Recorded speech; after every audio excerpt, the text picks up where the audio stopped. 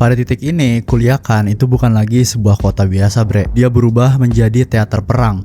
Jalanan dipenuhi sama kendaraan terbakar, sekolah-sekolah ditutup, dan warga membarikade diri dalam rumah sambil mencoba memahami bagaimana operasi penangkapan seorang pria itu bisa berubah menjadi kiamat kecil. Di tengah kekacauan itu, satu hal mulai jelas, bahwa pemerintah kagak siap menghadapi amukan Sinaloa. Mereka nggak pernah membayangkan bahwa satu perintah dari Ivan Archibaldo itu bisa menyalakan perang kota yang menelan seluruh kawasan hanya dalam hitungan jam. Dan Sandoval itu sayangnya berada tepat di jantung badai itu.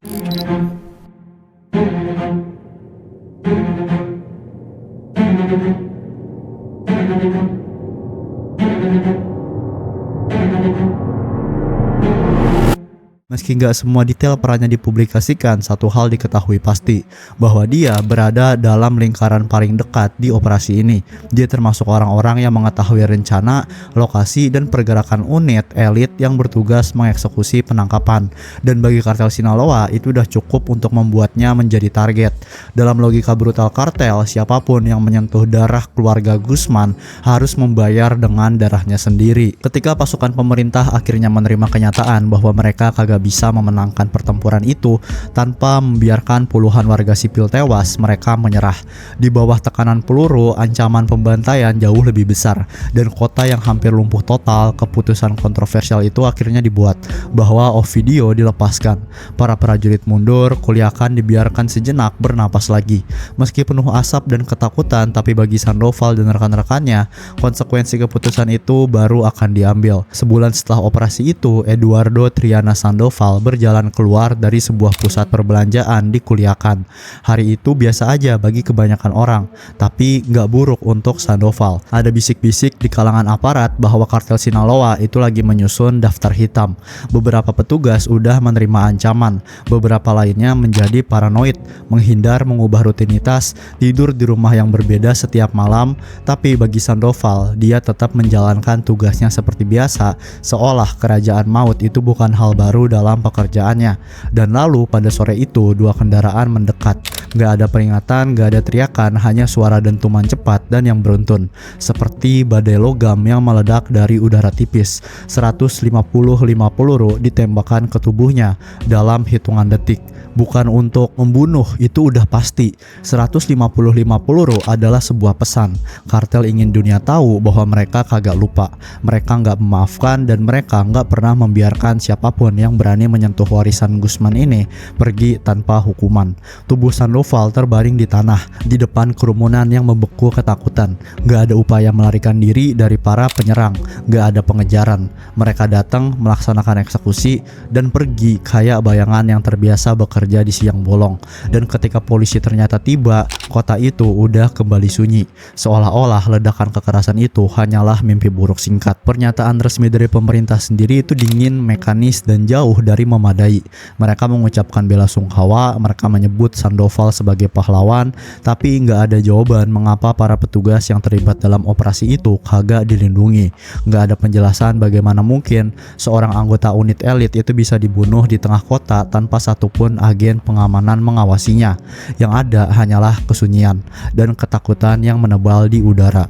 Sementara itu, bagi rekan-rekannya, orang-orang yang pernah duduk bersamanya, tertawa bersamanya, dan bertugas bersamanya, kematiannya adalah pengingat paling brutal bahwa dalam perang melawan kartel, seragam itu bukanlah perisai, itu jadi target. Dan Eduardo Triana Sandoval, seorang pria 32 tahun yang memulai karirnya dengan harapan sederhana untuk melindungi masyarakatnya, menjadi korban lain dari mesin perang yang gak mengenal belas kasihan. Dan cerita tragis ini belum selesai, bre, karena untuk memahami sepenuhnya kenapa Sandoval itu harus mati, bagaimana operasi itu dijalankan, dan mengapa Sinaloa begitu ganas dalam membalas dendam, kita harus masuk lebih dalam ke momen-momen terakhir operasi penangkapan Ovidio, momen yang memicu apa yang kemudian disebut dunia sebagai Culiacanazo. Setelah kota itu berubah menjadi neraka versi kartel, Sinaloa bahkan memberlakukan jam malam. Gak ada polisi, gak ada pemerintah, hanya sebuah peringatan sederhana bahwa siapapun yang berani keluar bakal langsung dikirim ke dunia berikutnya. Culiacan menjadi kota yang dibungkam oleh ketakutan. Sementara itu, pihak berwenang mencoba menyatukan kembali kendali yang telah dirampas dari tangan mereka. Mereka memaksa Ovidio untuk menelpon kakaknya, berharap Ivan bakal bisa mendengarkan suara keluarganya. Tetapi suara Ovidio itu hanyalah bisikan di tengah badai. Ivan udah gak peduli lagi apakah kota itu bakal hancur, apakah warganya mati, atau apakah dunia menonton. Dia hanya peduli satu hal, mengembalikan saudaranya yang ditangkap hidup-hidup dengan harga apapun. Pada titik itu pemerintah menyerah tanpa pilihan lain, tanpa kemenangan, dan tanpa strategi untuk keluar. Presiden Andrés Manuel López Obrador mengumumkan bahwa dia memerintahkan pembebasan Ovidio serta penarikan militer. Dia bilang keputusan itu dibuat untuk menyelamatkan nyawa, tapi di mata banyak warga, dunia melihat sesuatu yang jauh lebih mengerikan. Mereka melihat sebuah negara yang bertekuk lutut, negara yang gak lagi memegang kendali penuh atas wilayahnya, negara yang dipaksa membuat keputusan bukan oleh hukum, bukan oleh presiden, tetapi oleh peluru. Dan di tengah semua itu, Sandoval yang bahkan kagak dijadwalkan bekerja hari itu memutuskan untuk datang ke markas kepolisian. Seperti seorang prajurit yang gak akan duduk diam ketika perang dimulai, dia langsung menuju pusat komando resmi. Dia gak termasuk tim yang masuk dan menangkap Ovidio, tetapi dia berada di garis depan yang mengelilingi kota, ikut bergerak menuju penjara saat para narapidana melarikan diri, dan kemudian bergabung dengan unit yang dikirim untuk menghadapi para sikario yang berkeliaran di jalan-jalan. Dia hadir di tempat berbahaya hari itu. Dia berlari menuju titik yang coba dihindari sama orang lain. Dia ikut memetakan area-area yang dikuasai kartel. Dia menjadi mata tambahan bagi unit yang kewalahan di tengah kekacauan. Satu hal yang pasti, kartel tahu dia ada di mana, dan itu cukup untuk menjadikannya sasaran. 3 minggu kemudian, pada malam 6 November, Sandoval baru aja menyelesaikan dinas. Dia menyalakan ponselnya dan merekam sebuah video singkat dari dalam mobil. Mungkin hanya untuk mengirim kabar, mungkin hanya untuk ngisi waktu, nggak ada yang tahu. Yang jelas itu adalah rekaman terakhir dirinya hidup. Sesaat setelahnya, dia berkendara ke sebuah pusat perbelanjaan. Mungkin untuk berbelanja, mungkin untuk bertemu seseorang, hanya dia yang tahu niatnya. Kamera CCTV menangkap kedatangannya. Mobil putihnya berhenti perlahan, parkir di salah satu sisi. Lalu sebuah sedan merah merayap masuk dari sisi lain. Tenang, seolah hanya pengunjung biasa gitu. Dalam detik berikutnya, dua pria bersenjata itu keluar. Tanpa ragu, tanpa suara, tanpa jeda, mereka mulai menembaki mobilnya Sandoval. Peluru menghantam kaca, pintu, kap mesin, 150 tembakan dalam ledakan kebrutalan yang berlangsung kurang dari setengah menit. Gak ada manusia di dunia yang bisa selamat dari itu. Bahkan pelat baja pun akan remuk ditembus hujan peluru sebesar itu. Dan ketika para pelaku kembali masuk ke dalam mobil merah dan melaju pergi seperti hantu, Sandoval itu udah gak bernyawa. Tubuhnya menjadi saksi bisu bagaimana kartel bisa memperlakukan musuh-musuh mereka. Bukan dengan hukuman, bukan dengan ancaman, tapi dengan eksekusi total. Kematian Sandoval ini segera dikaitkan sebagai pembalasan atas operasi 17 Oktober. Sinaloa terkenal memang gak pernah melupakan siapa yang melawan mereka. Mereka udah membunuh polisi, jurnalis, hakim, wali kota, hingga warga biasa yang salah tempat, salah waktu. Bahkan keluarga dari musuh-musuhnya pun diburu, seperti yang mereka lakukan pada anak mantan anggota kartel yang bersaksi ngelawan El Chapo di pengadilan Amerika Serikat. Triana Sandoval itu bukanlah yang pertama, gak akan jadi juga yang terakhir. Tetapi dalam kasus ini sesuatu berubah, something shifted, karena setelah kematiannya pemerintah Meksiko dan Amerika Serikat akhirnya memutuskan udah cukup. Mereka mulai membangun tekanan paling besar yang pernah diarahkan pada kartel Sinaloa dalam satu dekade terakhir. Tahun 2021 mereka ngumumin perburuan terbuka terhadap para pemimpin puncak organisasi itu. $5 juta untuk setiap kepala Los Chapitos, yaitu Ovidio, Ivan, Jesus Alfredo, dan Joaquin Jr. $15 juta untuk El Mayo Zambada. Dan Amerika Serikat sangat serius. Mereka memasang foto-foto itu seperti poster Most Wanted zaman koboi. Mereka memperluas operasi intelijennya, memperketat kerjasama keamanan, dan memblokir aliran uang kartel di seluruh benua. Tapi anehnya Los Chapitos udah kayak kagak peduli.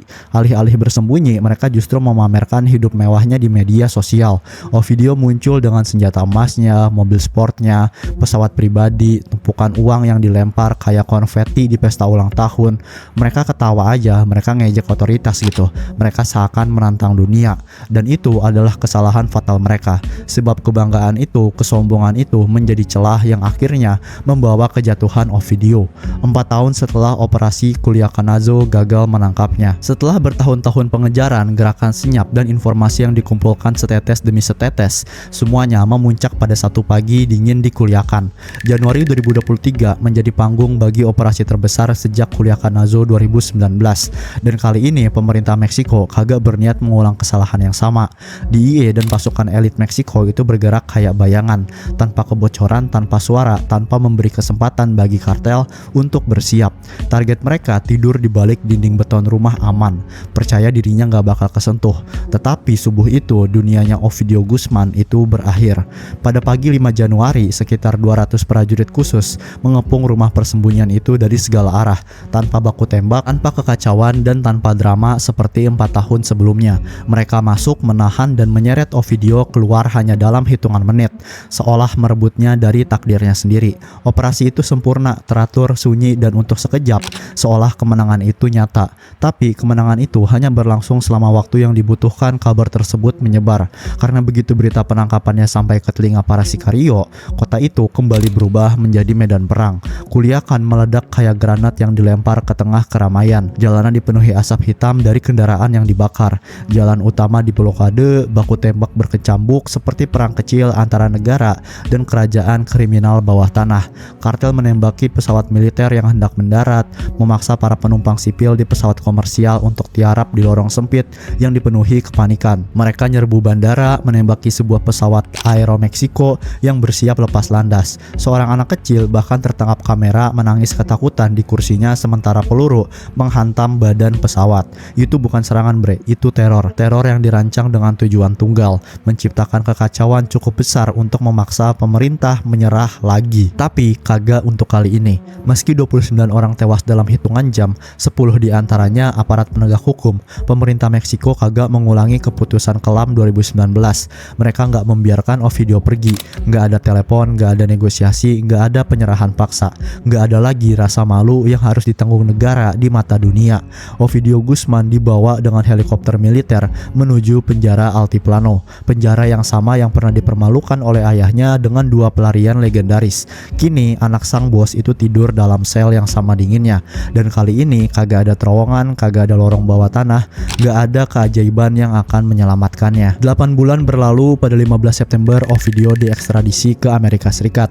Pesawat yang membawanya melintasi perbatasan seperti membawa simbol kejayaan pemerintah yang selama ini diburu kartel.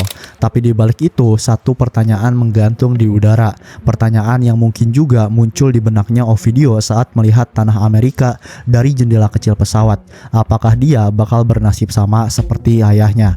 ADX Florence itu menunggu udah kayak kuburan hidup, tempat di mana matahari pun kerasa jauh, tempat di mana El Chapo kini hidup sebagai bayangan, terkunci 23 jam per hari di balik dinding beton setebal mimpi buruk, tempat di mana setiap manusia betapapun kuat, betapapun kejam, pada akhirnya retak. Jika Ovidio menjalani hukuman hidup di sana, dia nggak akan pernah melihat ayahnya, nggak akan berbicara dengannya, nggak akan melihat wajahnya. Supermax bukan penjara, itu pemakaman untuk orang yang masih bernafas. Terus muncul pertanyaan terakhirnya, pertanyaan yang kagak terelakkan. Apakah selama ini penangkapannya, ekstradisinya, hukuman yang menantinya benar-benar menjadi bentuk keadilan bagi Eduardo Triana Sandoval? Sandoval yang berdiri menghadapi badai pada hari ketika semua orang melarikan diri. Sandoval yang memilih untuk datang bekerja di hari dia seharusnya beristirahat. Sandoval yang ditembak 150 kali hanya karena ia ada di sisi pemerintah pada saat negara itu membutuhkan seseorang. Apakah penangkapan Ovidio cukup untuk menebus itu semua? Apakah sistem yang gagal melindungi Sandoval ini menebusnya? Ataukah itu hanya satu lembar kecil dari buku yang jauh lebih gelap? Hanya satu hal yang pasti, bahwa keadilan di Meksiko itu nggak pernah datang tanpa darah, dan terkadang bahkan darah para pelaku pun itu nggak mampu membayar harga nyawa yang udah hilang. Oke bre, itu aja buat video gue kali ini. Kalau lu suka jangan lupa like, comment, share, dan subscribe, dan juga silakan join membershipnya, karena di sana nanti gue bakal ngasih konten-konten eksklusif. Kalau tertarik silakan, tombol joinnya ada di bawah. Oke, sampai jumpa lagi di video selanjutnya. Dadah.